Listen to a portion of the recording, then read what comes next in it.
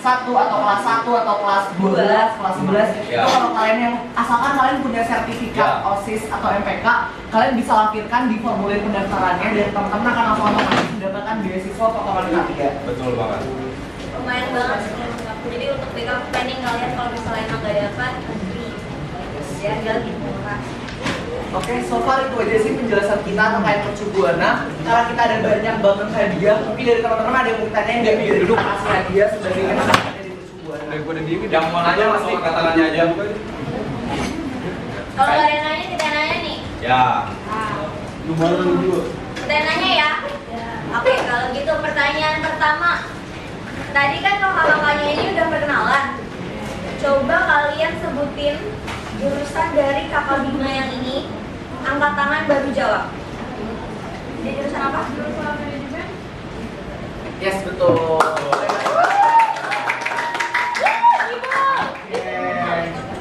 Next question apa ya?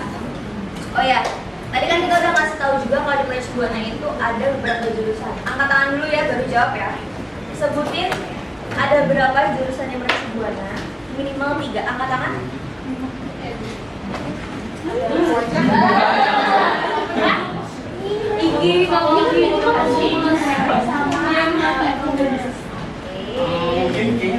nggak itu tadi meskipun fakultas. Oh ya udah lagi. Gimana kalau kita tarik brosurnya? Coba jawab. Yang mau bisa badan untuk baca. Oke. Itu pon ya? Oke, masih ada lagi nggak hadiahnya?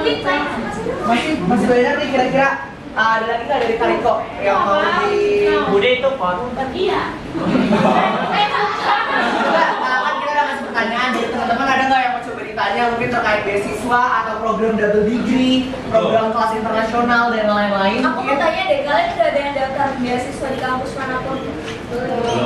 Why? Kenapa? Udah tertarik kah? Lumayan loh beasiswa itu, jadi kayak kalian misalkan dapat 4 tahun nih, ke kuliah cuma bawa badan, bawa mental doang, terus gak mikirin biaya apapun, kalian semuanya udah di full sama kampus. Kayak Sebenarnya? kayak contohnya Sebenarnya tuh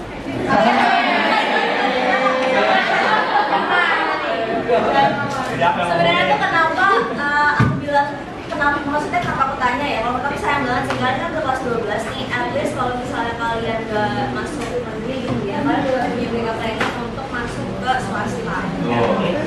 Dengan syarat kalau misalnya kalian masuk swasta itu harus beasiswa kalau menurut aku kayak gitu, karena seperti yang kita tahu ya biaya kuliah itu nggak ada yang lebih murah, maupun swasta maupun negeri itu sama aja, cuma beda di cara pembayarannya aja. Kalau misalnya swasta itu bayarnya di awal, kalau misalnya swasta itu bayarnya dicicil, bisa dicicil, bisa diangsur, dan itu kelebihannya bonus buat juga, kita bisa diangsur sebanyak 6 kali. Tapi kalau misalnya di negeri itu kalian bayarnya itu full di awal, 1 kali di awal, nggak bisa dicicil.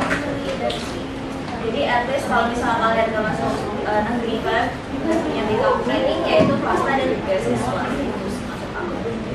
Jadi better ikutan aja kalau misalnya nanti Mercu Buana udah open beasiswa, dan itu bisa diulang. Kita kan ada 4 gelombang ya. Misalnya kalian ikuti gelombang pertama terus gagal, kalian bisa ikutan lagi di gelombang kedua, ketiga dan keempat dengan soal yang hampir mirip-mirip. Jadi itu kalian udah tahu soalnya seperti apa.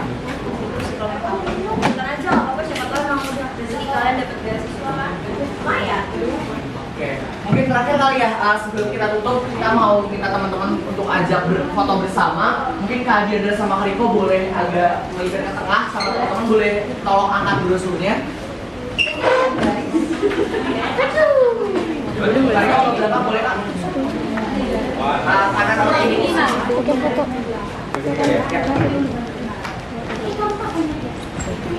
Oke, 1, 2, 3, 1, 2, 3. Oke, terima kasih teman-teman. Assalamualaikum warahmatullahi wabarakatuh. Halo teman-teman. Selamat pagi. Kurang semangat, selamat pagi. Sekali lagi selamat pagi. Oke, perkenalkan sebelumnya kita dari Sekolah Tinggi Ilmu Ekonomi Indonesia Jakarta. Halo teman-teman. Oke, ini udah bisa dimulai ya. Perkenalkan, aku Diva. Aku dari Sekolah Tinggi Ilmu Ekonomi Indonesia Jakarta. Di sini sebelumnya udah ada yang tahu Stay Indonesia Jakarta? Udah ada yang tahu? Belum ya? Oke, di sini maka dari itu izinkan aku untuk memperkenalkan kampus aku kepada kalian.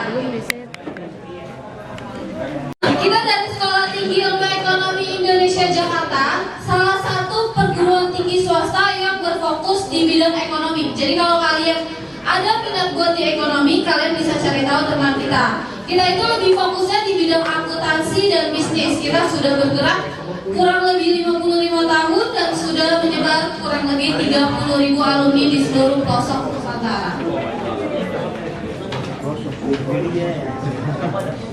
Nah, ini ada lokasi kampus kita. Jadi kita ada 3 kampus, A, B, C, A, B, dan C. Jadi untuk A, B sendiri kita ada di Rawamangun. Di sini ada yang tahu Rawamangun? UNJ tahu? Nah, kita dekat banget sama UNJ. Kita samping-sampingan sama UNJ gitu. Depan-depanan deh, bukan samping-sampingan. Itu ada di Jalan Kayu Jati Raya nomor 11A Rawamangun. Pokoknya dekat banget sama UNJ. Untuk kampus C-nya itu ada di belakang kampus A dan B. Nah, ini ada alumni dan mahasiswa sukses yang ada di Stay Indonesia Jakarta. Pertama itu ada Pak Bambang Susatyo. Di sini ada yang tahu Pak Bambang Susatyo? Pak Bambang Susatyo ini merupakan Ketua MPR RI periode 2019-2024. Beliau merupakan lulusan kita tahun 1985. Yang kedua ada Bapak Haryanto Lasmana. Beliau merupakan Direktur Utama Mandala Finance. Beliau juga alumni dari Stay Indonesia. Yang ketiga ini bukan alumni tapi mahasiswa aktif. Alwi Farhan ini masih semester 4 di Stay Indonesia Jakarta, salah satu peraih beasiswa bidang olahraga. Dia ini merupakan pemain bulu tangkis internasional peringkat 37 dunia. Nah, ini ada program studi kita. Jadi kita tuh ada karena kita fokusnya di ekonomi, kita hanya fokus di 2 bidang, manajemen dan akuntansi, atau 2 program studi, manajemen dan akuntansi. Untuk jenjangnya kita ada D3, S1 dan S2. D3 sendiri kita ada D3 akuntansi dan D3 manajemen perdagangan. Untuk S1-nya kita ada S1 akuntansi dan S1 manajemen. Untuk S2-nya sama, kita ada S2 akuntansi dan S2 manajemen. Untuk akreditasinya kita sudah terakreditasi baik sekali. Nah, oh ya teman-teman, kalau kalian perhatiin di akhir kita ada hadiah buat kalian. Kalau ada yang mau nanya atau apapun itu, kita yang bertanya sama kalian, kalian bisa jawab, kita punya hadiah ya. Nah, ini ada sesi perkuliahan di kampus kita. Pertama itu ada kelas pagi, kedua ada kelas malam. Di sini yang lulus sekolah mau langsung kuliah siapa? Banyak. Yang lulus sekolah mau langsung kerja? Ini yang nggak jawab mau langsung nikah biasanya. Enggak ya. Kuliah dulu ya teman-teman ya. Jadi kita ada 2 sesi perkuliahan, kelas pagi dan kelas malam atau kelas karyawan. Untuk kelas pagi itu kita ada di Senin sampai Jumat. Itu dalam seharinya hanya ada 3 sesi, tapi biasanya mahasiswa itu hanya ngambil 2 sesi. Kalau nggak pagi siang sore atau pagi sore. Untuk kelas pagi ini kita sistemnya offline atau tiap harinya datang langsung ke kampus. Nah, yang kedua ini ada kelas malam. Halo teman-teman. Kita waktunya sebentar aja ya. Yang kedua ini ada kelas malam. Itu ada di Senin sampai Sabtu. Di Senin sampai Jumat itu hanya ada 1 mata kuliah atau 1 sesi perkuliahan. Itu dari jam 7:30 sampai jam 9 malam. Di hari Sabtunya ada di jam 12:30 siang sampai jam 6 sore. Untuk di hari Sabtu itu ada 2 sesi perkuliahan atau 2 mata kuliah. Untuk kelas karyawan ini kita sistemnya hybrid. Jadi 70% online, 30% offline. Jadi kalau kalian mau kuliah sambil kerja, kalian lebih fleksibel ngambil yang kelas karyawan. Nah, ini untuk biaya program studi kita ini untuk D3 dulu. Kalau kalian mau lihat itu ada di brosur. Jadi untuk biaya kita itu kalau bisa dibilang semakin cepat kalian daftar itu semakin murah biaya kuliahnya. Jadi kalau kalian dapat biaya di gelombang 1 itu BPP TKP kan 1289. Seterusnya sampai kalian lulus itu BPP TKP di 1.289. Tapi kalau kalian dapat di gelombang 4 biaya BPP TKP 1.884 itu sampai seterusnya ada di 1.884. Jadi semakin kalian cepat daftar itu biaya kuliahnya semakin murah, teman-teman. Nah ini ada sama biaya program studi yang 1. Jadi untuk masing-masing gelombangnya ini sebenarnya sudah ada potongan. Untuk gelombang 1 itu 35%, gelombang 2 20%, gelombang 3 10%, dan gelombang 4 nya 5%. Jadi semakin kalian cepat daftar itu semakin murah biaya kuliahnya. Nah ini untuk biaya program studi malamnya, kelas malamnya. Jadi untuk biaya kelas pagi dan kelas malam kita beda, teman-teman. Cuma untuk potongannya itu sama saja. Kayak untuk gelombang 1 35%, gelombang 2 20%, gelombang 3 10%, dan gelombang 4 potongannya 5%. Halo semuanya. Nah, di sekolah kita ada kegiatan edufair nih. Nah, sebelum itu perkenalkan dulu, nama saya Noam Agustin dari anggota broadcasting, dan Kak. Dan saya ada Kayas dari kelas 12E. Oke, sama ya Kak. Ya. Aku izin wawancara Kakak nih terkait edufair hari ini. Oke, kita masuk ke pertanyaan ya Kak. Dari edufair hari ini, informasi apa yang paling berguna banget dan kemungkinan bakal Kakak inget nih sampai ke depannya? Kalau informasi yang paling berkesan itu pastinya ada dari beasiswa. Jadi buat PTN atau PTS ya, kita hari ini tuh PTS, khusus PTS. Jadi di sana ada informasi-informasi tentang beasiswa dan juga tentang jurusan-jurusan yang mungkin kalau kita tidak terima di PTN, kita masuk ke PTS. Seperti itu. Gitu ya Kak. Oke.